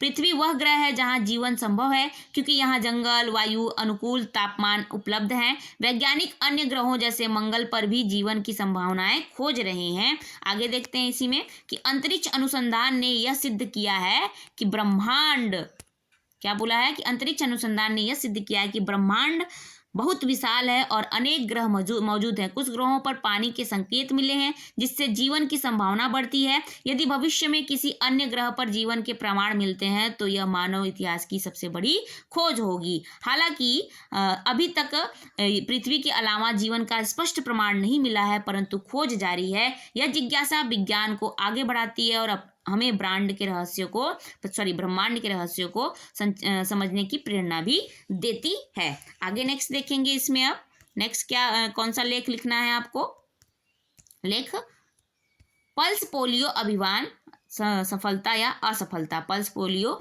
अभियान सफलता या असफलता पर लेख। तो पल्स पोलियो अभियान भारत की सबसे सफल स्वास्थ्य योजनाओं में से एक माना जाता है। इसका उद्देश्य बच्चों को पोलियो जैसी गंभीर बीमारी से बचाना था। सरकार और स्वास्थ्य विभाग ने घर घर जाकर बच्चों को दवा पिलाई, जागरूकता अभियान चलाए और समाज का सहयोग लिया। आगे देखेंगे इसी में कि इस अभियान की सबसे बड़ी सफलता यह रही, क्या रही थी कि पोलियो मुक्त देश की सूची में शामिल हुआ कौन? भारत। आगे, यह सामूहिक प्रयास, सही योजना और निरंतर मेहनत का परिणाम था। हालांकि शुरुआत में जागरूकता की कमी और अफवाहें बाधा बनी, लेकिन समय के साथ लोगों की समझ बढ़ी। यह अभियान दिखाता है कि जब सरकार और जनता मिलकर काम करते हैं तो बड़ी बड़ी समस्या भी हल हो सकती है। आगे नेक्स्ट देखेंगे। नेक्स्ट क्या है? शिक्षा को मौलिक अधिकार बनाने के परिणाम। यहाँ पे नेक्स्ट लेख क्या है? तो नेक्स्ट है, शिक्षा को मौलिक अधिकार बनाने के परिणाम पर लेख क्या लिख सकते हैं हम कि शिक्षा को मौलिक अधिकार बनाने से समाज में सकारात्मक परिवर्तन आए हैं। इससे हर बच्चे को विद्यालय जाने और पढ़ने का अधिकार मिला। गरीब और पिछड़े वर्ग के बच्चों को भी शिक्षा का अवसर मिला, जिससे समानता और जागरूकता बढ़ी। आगे देखेंगे इसी में कि शिक्षा व्यक्ति को आत्मनिर्भर बनाती है और रोजगार के अवसर बढ़ाती है और समाज को प्रगतिशील बनाती है। पढ़ा लिखा नागरिक अपने अधिकारों और कर्तव्यों को बेहतर समझता है। हालांकि चुनौतियां अभी भी हैं, जैसे स्कूलों की कमी या संसाधनों का अभाव, फिर भी यह कदम राष्ट्र के विकास के लिए अत्यंत महत्वपूर्ण सिद्ध हुआ है। नेक्स्ट लेख आपका देखें क्या है? नेक्स्ट लेख आपका खेलों के तकनीक पहलू क्या है, इसके लिए लेख लिखना है यहाँ पर आपको। तो खेलों के तकनीक के पहलू क्या है यहाँ पे देख लेते हैं। ये इसके बाद हम नेक्स्ट क्वेश्चन की तरफ चलेंगे, आगे बढ़ेंगे। तो खेल जो है केवल शारीरिक क्षमता का ही नहीं बल्कि तकनीक का भी क्षेत्र बन चुका है। आधुनिक उपकरण, वीडियो विश्लेषण, फिटनेस मशीनें और डिजिटल स्कोरिंग ने खेलों को अधिक सटीक और रोचक बना दिया है। एंड आगे इसी में देखेंगे कि तकनीक खिलाड़ी को अपनी गलतियां सुधारने, रणनीति बनाने और प्रदर्शन बेहतर करने में मदद करती है। रेफरी निर्णयों में भी तकनीकी साधन निष्पक्षता लाते हैं। एंड हालांकि तकनीक पर अत्यधिक निर्भरता से खेल की स्वाभाविकता कम हो सकती है, इसलिए संतुलन आवश्यक है। सही उपयोग से तकनीक खेलों में कोई नई ऊंचाई देती है। आगे नेक्स्ट देखेंगे, ये जो आपका लास्ट है, सड़कों में आई तेजी। इसके बाद हम नेक्स्ट क्वेश्चन 20 की तरफ चलेंगे। तो सड़कों में आई तेजी से रिलेटेड यहाँ देख लेंगे कि आधुनिक युग में सड़कों का विकास बहुत तेजी से हुआ है। चौड़ी सड़कें, एक्सप्रेसवे और बेहतर परिवहन सुविधाओं ने यात्रा को आसान बना दिया है। इससे व्यापार, पर्यटन और आपसी संपर्क बढ़ा है। आगे इसी में देखेंगे कि तेजी से यातायात होने से समय की बचत, यहाँ पे तेजी से यातायात होने की समय की बचत होती है और आर्थिक विकास को गति मिलती है, परंतु इसके साथ सड़क सुरक्षा भी उतनी ही जरूरी है। तेज गति से दुर्घटनाओं का खतरा बढ़ जाता है, इसलिए यातायात नियमों पर पालन आवश्यक है।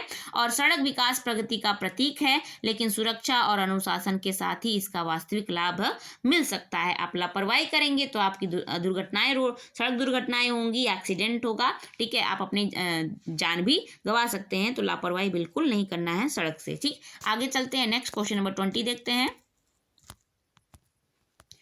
क्वेश्चन नंबर 20 है कि कविता कैसे बनती है? कविता कैसे बनती है? तो कविता भाव, कल्पना और भाषा के सुंदर संयोजन से बनती है। इसमें लय, तुक, अलंकार, छंद, भावनाएं और विचार शामिल होते हैं। कवि अपने अनुभव, प्रकृति, समाज या मन की स्थिति को काव्य रूप देता है। सरल भाषा गहरी भावना और संगीतात्मक कविता को प्रभावशाली भी बनाती है। तो ये होती है कविता लिखने की या कविता कैसे बनती है, ये तरीके होते हैं, ठीक है। आगे देखते हैं नेक्स्ट क्वेश्चन, क्वेश्चन नंबर 21। अध्यापक व शिक्षक के बीच गृह कार्य पर संवाद लिखिए। संवाद मतलब आपस में बातचीत, ठीक है।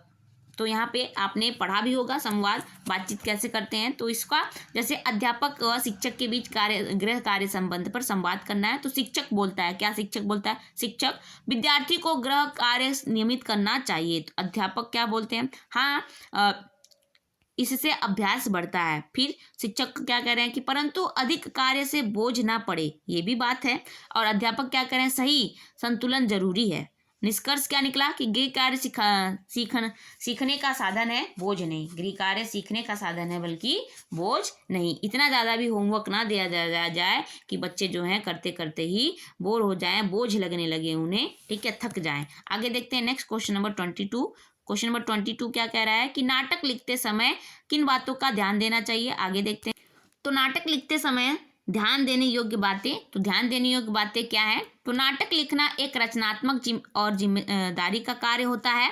नाटक में कथनाक कथानक स्पष्ट, रोचक और उद्देश्यपूर्ण होना चाहिए। पात्रों का चयन सशक्त और उनके स्वभाव के अनुरूप होना चाहिए। संवाद सरल, प्रभावी और परिस्थिति के अनुकूल होने चाहिए ताकि दर्शक आसानी से समझ सके। आगे क्वेश्चन नंबर इसी में देखें कि मंच सज्जा, समय सीमा, भाषा की शुद्धता और दर्शकों की रुचि का ध्यान रखना भी आवश्यक है। नाटक में भावनात्मक संतुलन, हास्य, संदेश और मनोरंजन का उचित मिश्रण होना चाहिए। अतः अंत प्रभावशाली हो ताकि अंत जो है प्रभावशाली हो ताकि दर्शक प्रेरित हो सके। इस प्रकार नाटक लेखन में कल्पना, भाषा, प्रस्तुति तीनों का संतुलन जो है जरूरी माना गया है, जरूरी होता है। आगे देखेंगे कहानी में संवाद की भूमिका क्या है, इसके बारे में देखेंगे। तो कहानी में क्वेश्चन नंबर 23 पहुंच गए हम, लगभग आधा पहुंच चुके हैं। तो कहानी में संवाद की भूमिका क्या है इसके बारे में लिखिए। तो संवाद जो होता है, बात एक दूसरे से आपस में बात करना संवाद होता है ना, एक दूसरे से संपर्क में आके, ठीक है। तो संवाद कहानी या नाटक को जीवंत बनाते हैं। इसके माध्यम से पात्रों का स्वभाव, भावनाएं और विचार स्पष्ट होते हैं। संवाद कथानक को आगे, कथानक मतलब जो कहता है को आगे बढ़ाते हैं और पाठक की रुचि बनाए रखते हैं। अच्छे संवाद कहानी को वास्तविक और प्रभावशाली बनाते हैं। वे पात्रों के बीच संबंध, संघर्ष और समाधान को सरल ढंग से प्रस्तुत करते हैं। संवाद क्या होता है, जो एक दूसरे आपस में बात करते हैं उसको लिख दीजिए तो वो आपके क्या है, संवाद बन जाते हैं। आगे नेक्स्ट देखेंगे 24 डायरी क्या है। तो डायरी क्या है, डायरी जो होती है एक व्यक्ति के दैनिक जीवन का निजी लेखा जोखा होता है। इसमें व्यक्ति अपने अनुभव, भावनाएं, योजनाएं और यादें लिखता है। डायरी आत्म अभिव्यक्ति का सशक्त माध्यम है। यह व्यक्ति को आत्मविश्लेषण और सुधार का अवसर देती है तथा जीवन की महत्वपूर्ण घटनाओं को भी सुरक्षित रखती है। ये डायरी लेखन होता है। आप भी अपने जीवन की डायरी जो है आप अपने जो है डायरी लिख सकते हैं, आत्म कथा लिख सकते हैं, ठीक है। डेली का आप डायरी बना के अपना कि हम क्या कर रहे हैं, कैसे कर रहे हैं, क्या किए क्या नहीं किए, ये आप अपने डायरी में नोट करके लिख सकते हैं, अपना रूटीन, ठीक है, फॉलो कर सकते हैं। नेक्स्ट आगे देखते हैं क्वेश्चन नंबर 25 एंड आप सभी को बहुत बहुत बधाई, हम लोग 25 क्वेश्चन पर पहुंच गए, ठीक है। नेक्स्ट क्वेश्चन आपका 25 जो है पहुंच गए, आप लोगों ने पूरा कर लिया आधा, ठीक है। अब आधा और बचे हैं, 50 क्वेश्चन पूरे करने हैं ना। तो अब चलिए यहाँ देखते हैं 25 क्या है। नाटक और पटकथा में अंतर आपको बताना है, ठीक है। नाटक और पटकथा में क्या अंतर है देख लेते हैं। तो यहाँ पर सबसे पहले आप हेडिंग दे देंगे, नाटक और पटकथा दोनों अलग अलग लिख सकते हैं इस तरीके से करके। तो देखिए नाटक जो है, नाटक मंच पर अभिनय के लिए लिखा जाता है, जबकि पटकथा फिल्म या टीवी के लिए तैयार की जाती है ना। पटकथा में जो चित्र होते हैं, चित्र के माध्यम से यहाँ पे लोगों के माध्यम से आपको बताई जाती हैं, चलचित्र जिसको कहते हैं, चलती हुई चीज़ें होती हैं, आप टीवी वगैरह पे जो देखते हैं। और नाटक जो होता है वो मंच पर, अभी आपका जो है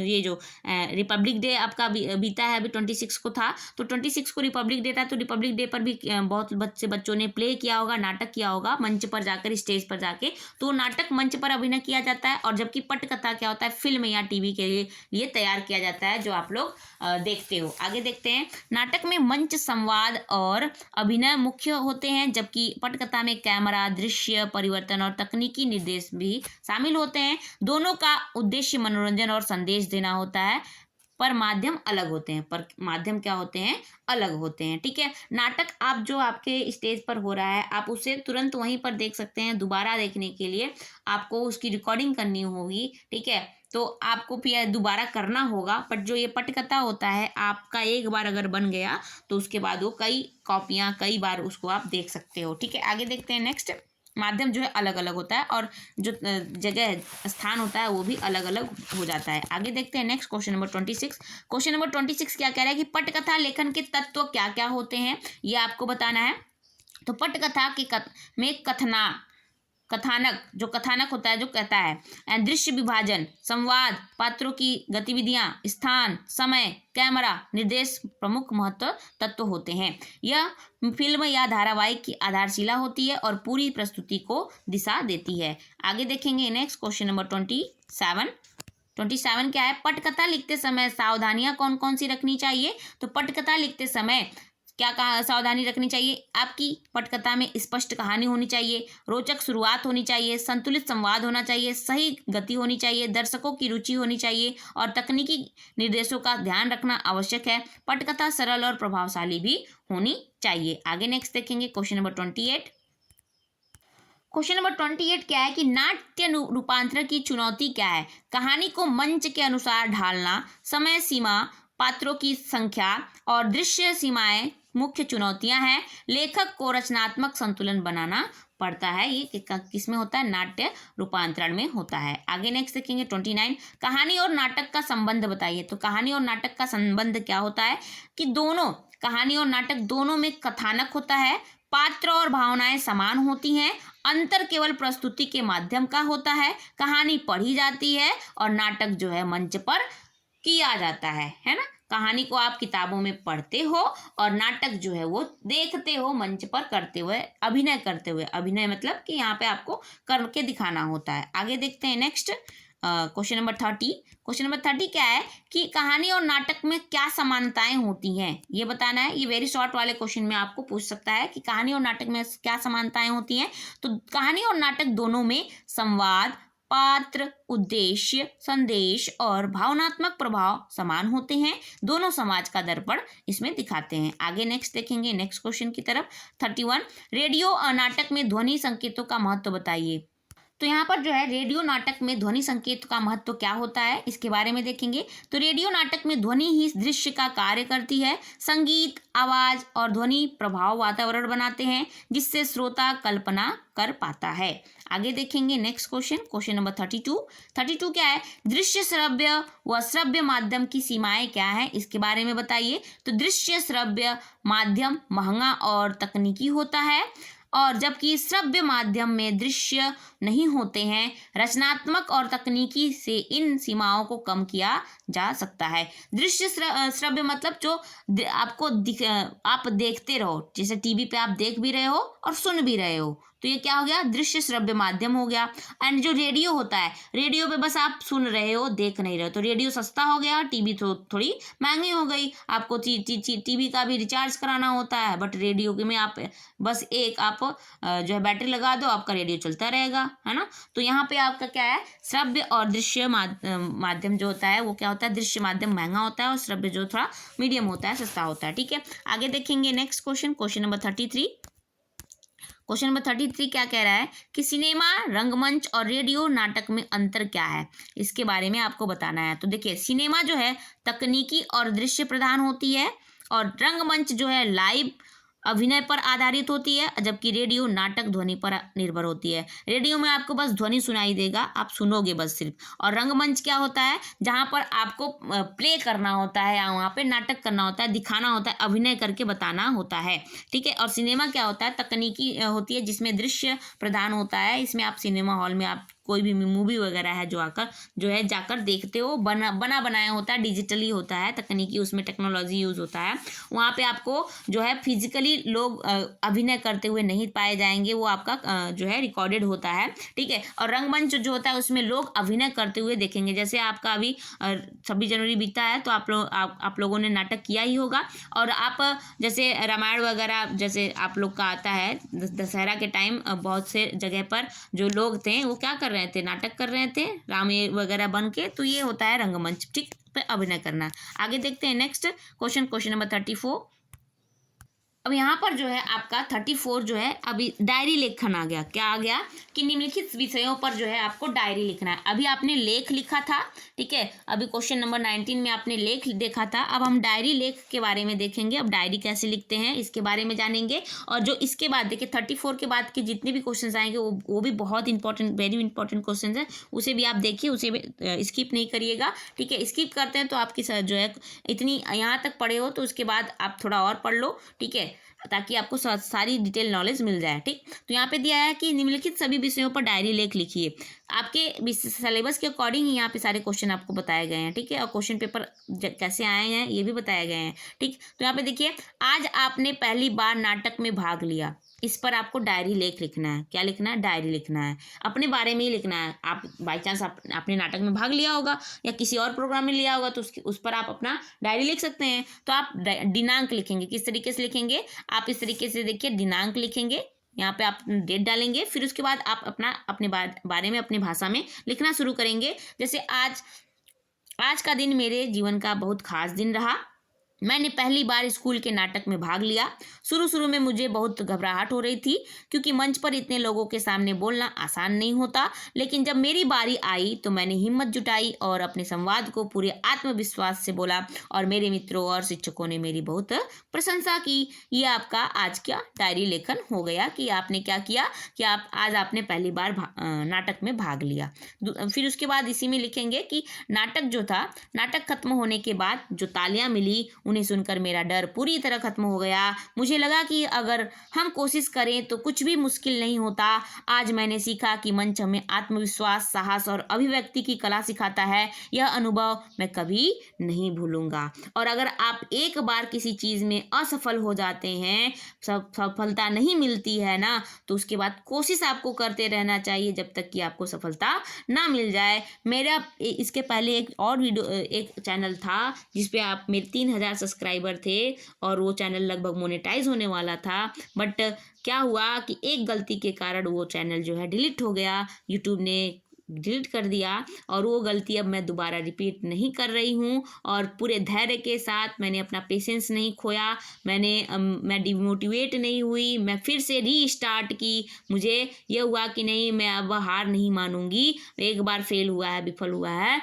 तो सफलता नहीं मिली है तो दूसरी बार तो ज़रूर मिलेगी। मैं कोशिश फिर से करूँगी, फिर से लड़ूंगी, फिर से मेहनत करूँगी, फिर से आप तक जो है सूचनाएं पहुँचाऊँगी। और मैंने वही किया। मैं अभी तक आशा जो है, अपनी होप नहीं छोड़ी, और मैं जो है थोड़ा धीरे धीरे जो है सक्सेस की सीढ़ी, जो है सफलता की सीढ़ी में पर आगे चल रही हूँ, बढ़ रही हूँ। ये आप सबके इंस्पिरेशन, आप सबकी मोटिवेशन, आप सबके फीडबैक के वजह से ही हुआ। आप सबने भी मुझे बहुत सपोर्ट किया।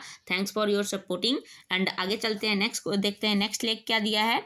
कि नेक्स्ट आपका क्या हो जाएगा? नेक्स्ट है कि प्रिय मित्र से झगड़ा हो गया।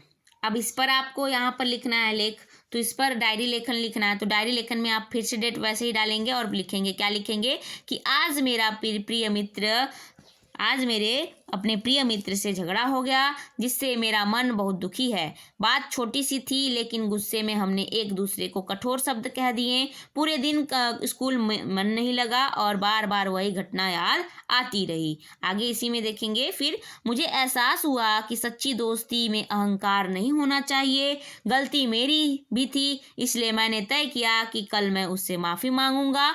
दोस्ती बहुत कीमती होती है और छोटी छोटी बातों पर उसे तोड़ना ठीक नहीं। उम्मीद है कि हम फिर से पहले जैसे अच्छे दोस्त बन जाएंगे। आगे नेक्स्ट देखते हैं। नेक्स्ट आपका, परीक्षा में आप अनुत्तीर्ण हो गए। अनुत्तीर्ण मतलब फेल हो गए, आप पास ही नहीं हुए। तो इसके लिए अगर लिखना हो तो क्या लिखेंगे आप? आगे देखते हैं।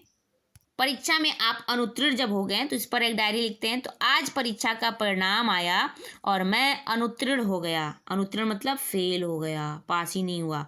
तो यह सुनकर मुझे बहुत निराशा हुई। मैंने सोचा था कि मैं पास हो जाऊंगा, लेकिन मेरी तैयारी पूरी नहीं थी। घर आकर मैं उदास हो गया, पर माता पिता ने मुझे समझाया कि असफलता अंत नहीं होती, बल्कि सीखने का अवसर होती है। और ये मैंने भी सीखा, असफलता अंत नहीं होती, उससे आपको सीख ही मिलती है और एक अच्छा प्रयास करने का जो अनुभव हो जाता है। ठीक है, आगे नेक्स्ट देखते हैं। इसी में फिर आगे लिखेंगे कि अब मैंने निश्चय किया कि मैं अपनी गलतियों को सुधारूंगा, नियमित पढ़ाई करूंगा और अगली बार बेहतर परिणाम लाऊंगा। आज का दिन कठिन जरूर था, लेकिन इसने मुझे मेहनत का महत्व समझा दिया। आगे देखेंगे नेक्स्ट क्या है। नेक्स्ट डायरी लेखन, परीक्षा में आपको सर्वोत्तम अंक मिले। अब यहाँ पे परीक्षा में आपको सर्वोत्तम अंक मिले, इस पर आपको डायरी लेखन लिखना है। तो क्या दिया है कि परीक्षा में सर्वोत्तम अंक मिले, इस पर डायरी देखते हैं। तो आज मेरे जीवन का सबसे खुशहाल दिन रहा। परीक्षा परिणाम घोषित हुआ और मुझे कक्षा में सर्वोत्तम अंक प्राप्त हुए। जब शिक्षक ने मेरा नाम लिया तो मुझे बहुत गर्व महसूस हुआ। घर पर सबने मुझे बधाई दी और मेरी मेहनत की सराहना की। आगे देखते हैं। इस सफलता ने मेरे आत्मविश्वास को बढ़ा दिया। मुझे समझ आया कि नियमित अभ्यास, समय का सही उपयोग और धैर्य सफलता की कुंजी है। मैंने निश्चय किया कि आगे भी इसी तरह मेहनत करूंगा और अपने लक्ष्य को प्राप्त करूंगा। आगे नेक्स्ट देखते हैं। नेक्स्ट क्या है? सड़क पर रोता हुआ 10 वर्षीय बच्चा मिला। ये लास्ट आपका डायरी लेख है। उसके बाद हम नेक्स्ट क्वेश्चन की तरफ आगे बढ़ेंगे 35 वाले पे। ठीक है, आगे फटाफट करेंगे। तो सड़क पर रोता हुआ 10 वर्षीय बच्चा मिला, इस पर आपको लेख लिखना है, डायरी लिखना है। बाई चांस आप ऐसे जा रहे हो और रोता हुआ एक बच्चा आपको मिल गया, तो उस पर आप अपनी डायरी में क्या लिखोगे आकर घर आकर? ठीक है, तो आज स्कूल से लौटते समय सड़क पर मुझे लगभग 10 साल का एक बच्चा रोता हुआ मिला। वह बहुत बुरा डरा हुआ था और अपने घर का रास्ता भूल गया था। मैंने उसे शांत कराया और उससे उसका नाम व पता पूछा। पास की एक दुकान से मैंने उसके माता पिता को फ़ोन करने की मदद की। फिर उसके बाद कुछ समय बाद उसके माता पिता वहां पहुंचे और अपने बच्चे को सुरक्षित देखकर बहुत खुश हुए। उन्हें धन्यवाद देते देख मुझे भी बहुत संतोष मिला। आज मुझे महसूस हुआ कि छोटी सी मदद भी किसी के लिए बहुत बड़ी हो सकती है। यह दिन मुझे हमेशा याद रहेगा। तो आप सबकी भी एक छोटी सी मदद है कि आप सब मेरे वीडियो को देख रहे हैं तो लाइक और शेयर ज़रूर करिए, सब्सक्राइब करिए और आपके जितने भी आगे सेमेस्टर आने वाले पेपर हैं उसे भी आप ज़रूर देखिए। आप अपने पेपर, मेजर पेपर जो आपका मेजर और माइनर पेपर है उसके भी आप अपनी डिटेल बता सकते हैं। ठीक है, ताकि मैं आपको टाइम से पहले आपको सब कुछ प्रोवाइड कर दूं, आप अच्छे से पढ़ के अपना पेपर वगैरह दे सकते हो, एग्जाम दे सकते हो। ठीक है, आगे देखते हैं नेक्स्ट क्वेश्चन नंबर 35।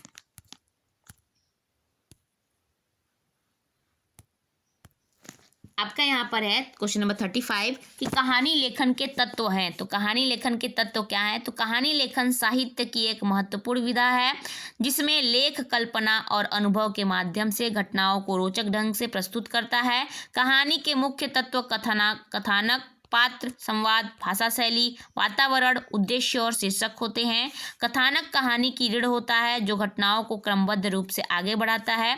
आगे इसी में देखेंगे कथानक मतलब जो कहानी कहता है। ठीक है, एंड इसी में देखेंगे कि पात्र कहानी में जान डालते हैं, उनका स्वभाव, व्यवहार और संवाद पाठक को प्रभावित करता है। इसी में आगे देखेंगे कि ये क्या होता है। भाषा जो है सरल, स्पष्ट और प्रभावशाली होनी चाहिए ताकि पाठक आसानी से समझ सके। संवाद कहानी को जीवंत बनाते हैं और पात्रों की भावनाएं प्रकट करते हैं। वातावरण कहानी के दृश्य और समय को दर्शाता है जिससे पाठक कल्पना कर पाता है। उद्देश्य कहानी का संदेश होता है जो पाठक को शिक्षा या प्रेरणा देता है। एक आकर्षक शीर्षक पाठक का ध्यान खींचता है। इन सभी तत्वों के संतुलन से कहानी प्रभावशाली बनती है। आगे नेक्स्ट क्वेश्चन देखेंगे, क्वेश्चन नंबर 36। कहानी क्या है? कहानी क्या है इसके बारे में देखेंगे। तो कहानी क्या है इसके बारे में देख लेते हैं। तो कहानी गद्य साहित्य की वह विधा है जिसमें किसी घटना, अनुभव या कल्पना को रोचक ढंग से प्रस्तुत किया जाता है।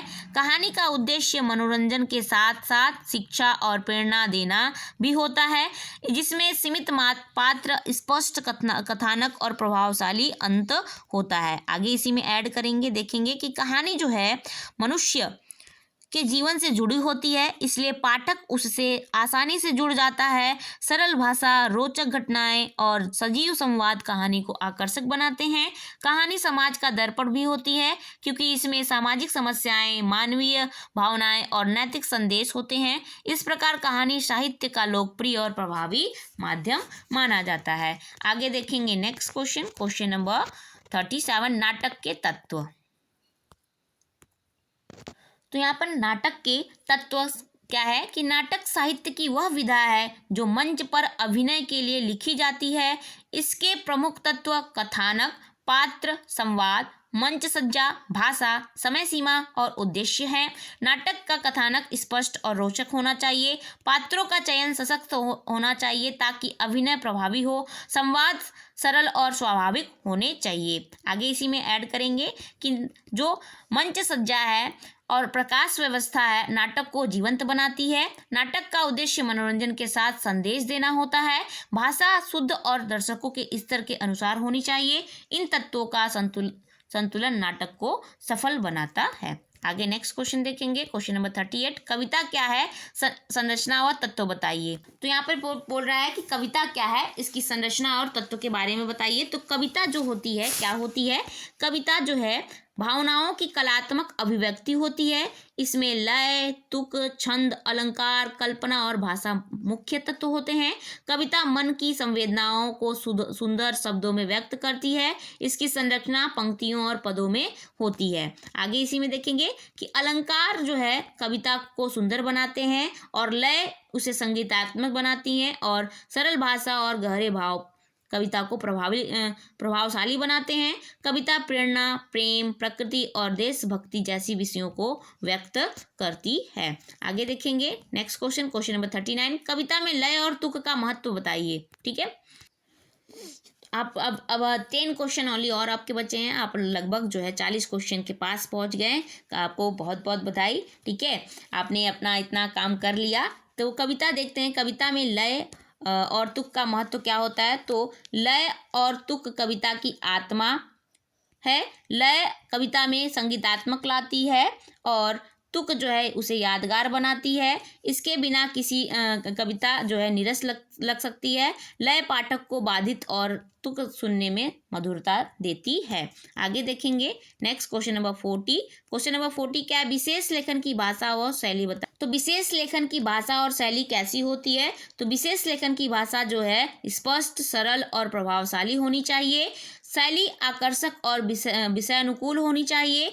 तथ्य सही हो और प्रस्तुति संतुलित हो। शैली मतलब जो लिखावट है, लिखने के तरीके हैं या चीज़ों को विशेष लेखन में बताने के तरीके हैं वो सटीक होने चाहिए, सही होने चाहिए। ठीक है, आगे नेक्स्ट देखते हैं क्वेश्चन नंबर 41। विशेष लेखन के स्वरूप व प्रकार बताइए। तो विशेष लेखन के प्रकार जैसे लेख, निबंध, रिपोर्ट, समीक्षा, यात्रा वृत्तांत आदि जो है विशेष लेखन होते हैं। इनका उद्देश्य जानकारी और विचार प्रस्तुत करना होता है। आगे नेक्स्ट देखते हैं 42। पत्रकारिता क्या है, पत्रकारिता के बारे में देख लेते हैं। तो पत्रकारिता जो है ये क्या है, पत्रकारिता समाचारों का संग्रह, संवादन और प्रसारण है। इसका उद्देश्य समाज को सही जानकारी देना और जागरूक बनाना होता है। नेक्स्ट क्वेश्चन देखते हैं, क्वेश्चन नंबर 43। समाचार क्या है, समाचार क्या है। तो यहाँ पे बताना है आपको कि समाचार क्या है। तो समाचार वह नई और महत्वपूर्ण सूचना है जो जनता के हित से जुड़ी हो। इसके तत्व होते हैं सत्यता, नवीनता, स्पष्टता और महत्व। इसके मुख्य तत्व होते हैं समाचार के। और समाचार के प्रकार क्या होते हैं ये भी मैंने आपको बता रखा है। आप चैनल के प्लेलिस्ट में जाकर देख सकते हैं कॉमर्शियल हिंदी में। वहाँ पे आपके सभी टॉपिक्स जो है सिलेबस वाइज आपको नोट्स प्रोवाइड किए गए हैं, तो वहाँ पे आप देख सकते हो। एंड ये क्वेश्चन जो आपको इस तरीके से क्वेश्चन आ सकते हैं। और मैंने एक क्वेश्चन पेपर PYQ भी सॉल्व कराया है, उसे भी आप देख सकते हैं। ठीक है, आगे देखते हैं नेक्स्ट क्वेश्चन 44। पत्रकारिता के प्रकार बताइए। तो पत्रकारिता के प्रकार क्या होते हैं, प्रिंट होता है, इलेक्ट्रॉनिक और डिजिटल पत्रकारिता इसके प्रमुख प्रकार होते हैं। आगे नेक्स्ट देखेंगे नेक्स्ट क्वेश्चन नंबर 45। जनसंचार के कार्य बताइए। तो जनसंचार के कार्य क्या होते हैं। तो जनसंचार के कार्य भी मैंने अब डिटेल में बता रखा है, नोट्स आपको बता रखे हैं, आप देख सकते हो प्लेलिस्ट में जाकर। ठीक है, तो जनसंचार के कार्य जो है सूचना देना, शिक्षा, मनोरंजन और जागरूकता फैलाना जनसंचार के प्रमुख कार्य होते हैं, ये याद रखिएगा आप लोग। और इसके बाद जो आप लोगों को यहाँ पे अदर सब्जेक्ट के क्वेश्चन पेपर है वो भी मैं आपको प्रोवाइड करूँगी। ठीक है, सभी सब्जेक्ट जो है आपके ग्रेजुएशन के। आगे देखते हैं नेक्स्ट, एंड PG के भी यहाँ पे आपको मिलेंगे क्वेश्चन पेपर। ठीक है, PG जो MA के होते हैं क्वेश्चन पेपर सभी सब्जेक्ट के वो भी आपको अवेलेबल होंगे, तो वो भी आप शेयर कर सकते हैं। नेक्स्ट है 46। कार्यालय लेखन क्या होता है, कार्यालय लेखन के बारे में बताइए। तो यहाँ पे आपको कार्यालयी लेखन के बारे में बताना है। तो कार्यालयी लेखन औपचारिक भाषा में पत्र, सूचना, रिपोर्ट आदि लिखने की प्रक्रिया होती है। इसमें शुद्धता और स्पष्टता आवश्यक होती है, ये कार्यालयी लेखन होता है। नेक्स्ट क्वेश्चन आगे देखते हैं, क्वेश्चन नंबर 47 क्या है कि औपचारिक पत्र लेखन क्या होता है। औपचारिक पत्र में प्रेषक पता, तिथि, विषय, संबोधन, मुख्य भाग और हस्ताक्षर होते हैं। भाषा विनम्र और स्पष्ट होनी चाहिए। औपचारिक देखिए फॉर्मल, इसको आप क्या बोलेंगे, फॉर्मल लेटर्स।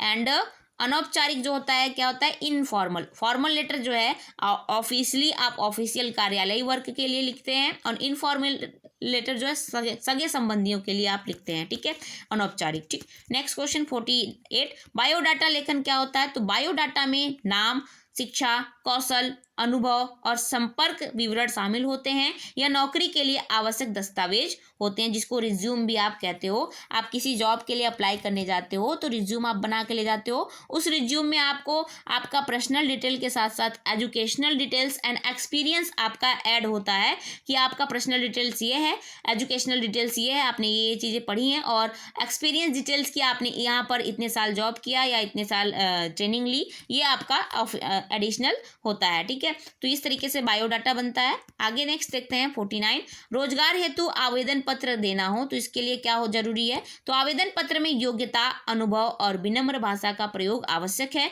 यह नौकरी प्राप्ति का माध्यम माना जाता है। नेक्स्ट क्वेश्चन आगे देखते हैं। नेक्स्ट क्वेश्चन है कि 50 क्या कह रहा है कि शब्दकोश, विश्वकोश और साहित्य कोश में अंतर बताइए। तो शब्दकोश क्या होता है? तो शब्दकोश होता है शब्दों के अर्थ बताता है, जिसको आप वोकैबुलरी कहते हैं। क्या कहते हैं? वोकैबुलरी कहते हैं या डिक्शनरी कहते हैं, ठीक है। इसमें आपको क्या बताता है कि शब्दों का अर्थ बताता है, सभी शब्द आपको वहाँ पे मिल जाएंगे। और विश्वकोश क्या होता है? विश्व की सामान्य जानकारी देता है, विश्व की सामान्य जानकारी देता है। एंड साहित्य कोश क्या होता है? तो साहित्य कोश जो है साहित्य से संबंधित जानकारी प्रदान करता है। तीनों ज्ञान महत्वपूर्ण स्रोत हैं, पर उद्देश्य इनके अलग अलग होते हैं। अब नेक्स्ट 2 और क्वेश्चन आपको लास्ट करना है, उसके बाद हमारा ये वीडियो जो है कंप्लीट हो जाएगा। And thanks for watching video. यहाँ पर आपको देखने के लिए 2 क्वेश्चन और है आपके, लास्ट में देखते हैं क्या है। और चैनल पर बने रहिए, यहाँ पर आपको सभी सेमेस्टर के क्वेश्चन पेपर ऐसे ही अवेलेबल कराए जाएंगे, ठीक है। 2 क्वेश्चन और लास्ट देख लेते हैं। ये जो आपका क्वेश्चन नंबर 20 है, कविता कैसे बनती है, क्या क्या शामिल होते हैं, ये आपका थोड़ा ये लॉन्ग क्वेश्चन है, तो इसमें 2 क्वेश्चन पूछे गए हैं, तो इसको लॉन्ग तरीके से लिख दिया गया है यहाँ पर। तो देखिए यहाँ पर क्या बोल रहा है कि कविता साहित्य की वह विद्या है जिसमें भावनाओं, कल्पना और भाषा का सुंदर मेल होता है। कविता केवल शब्दों का समूह नहीं होती, बल्कि यह मन की गहराइयों से निकली संवेदनाओं की अभिव्यक्ति है। जब कभी किसी दृश्य, अनुभव, घटना या भावना से प्रभावित होता है, तब उसके मन में विचारों की लहरें उठती हैं, और वही लहरें कविता का रूप लेती हैं। कविता में भाव, लय, तुक, छंद, अलंकार, कल्पना और भाषा की सरलता प्रमुख तत्व होते हैं। आगे देखेंगे नेक्स्ट को इसी में कि कविता की सबसे बड़ी विशेषता क्या होती है? संगीतात्मक होती है। लय और तुक पाठक या श्रोता को आकर्षित करते हैं। अलंकार कविता को सुंदर बनाते हैं, और जैसे उपमा, रूपक, अनुप्रास अलंकार होते हैं। कविता में प्रकृति, प्रेम, देशभक्ति, सामाजिक समस्याएं और मानवीय भावनाएं सामान्य विषय होते हैं। आगे देखेंगे इसी में कि कविता लिखते समय कवि को भाषा की शुद्धता, भावों की स्पष्टता और शब्दों के चयन पर ध्यान देना चाहिए। एंड कविता जितनी सरल और प्रभावशाली होगी, उतनी ही पाठकों के हृदय को छुएगी। इस प्रकार कविता मुख्य की कल्पना शक्ति और भावनाओं का कलात्मक रूप है, जो समाज को प्रेरणा और संवेदना प्राप्त करती है। आगे इसी में देखेंगे नेक्स्ट क्वेश्चन आपका फिर दिया है कि अध्यापक व शिक्षक के बीच गृह कार्य पर संवाद लिखिए। तो गृह कार्य पर संवाद इस तरीके से लिख सकते हैं कि अध्यापक बच्चों को नियमित गृह कार्य देना चाहिए ताकि वे घर पर अभ्यास कर सकें। शिक्षक, हाँ, अभ्यास से विषय की समझ बढ़ती है और आत्मविश्वास आता है। फिर अध्यापक क्या करें कि लेकिन हमें यह भी देखना चाहिए कि गृह कार्य इतना अधिक ना हो कि बच्चे को बोझ महसूस हो। फिर शिक्षक क्या बोल रहे हैं कि बिल्कुल संतुलन जरूरी है, कम लेकिन उपयोगी गृह कार्य अधिक लाभ देता है। आगे अध्यापक फिर क्या कह रहे हैं कि अध्यापक कह रहे हैं कि साथ ही माता पिता का सहयोग भी आवश्यक है ताकि बच्चे समय पर कार्य पूरा करें। और शिक्षक क्या बोल रहे हैं कि हाँ, सही कहा, गृह कार्य सीखने की आदत और अनुशासन सिखाता है। आगे नेक्स्ट देखते हैं। इस संवाद में स्पष्ट होता है कि गृह कार्य शिक्षा का महत्वपूर्ण अंग है, परंतु उसका उद्देश्य बोझ बढ़ाना नहीं बल्कि सीखने की प्रक्रिया को मजबूत करना होना चाहिए। तो ये आपका पूरा क्वेश्चन था। एंड यदि आप अपना पेपर देकर आइएगा, यदि आपके पेपर में क्वेश्चंस आपको इससे रिलेटेड आए हुए हैं तो फीडबैक देना नहीं भूलिएगा। आप जरूर बताइए कि आपका पेपर कैसा गया, मेरी वीडियो हेल्पफुल हुई कि नहीं, और आपको इतना पूरा लास्ट तक आकर देखने के लिए बहुत बहुत धन्यवाद। मिलते हैं ऐसे ही नेक्स्ट वीडियो में। Thanks for watching video.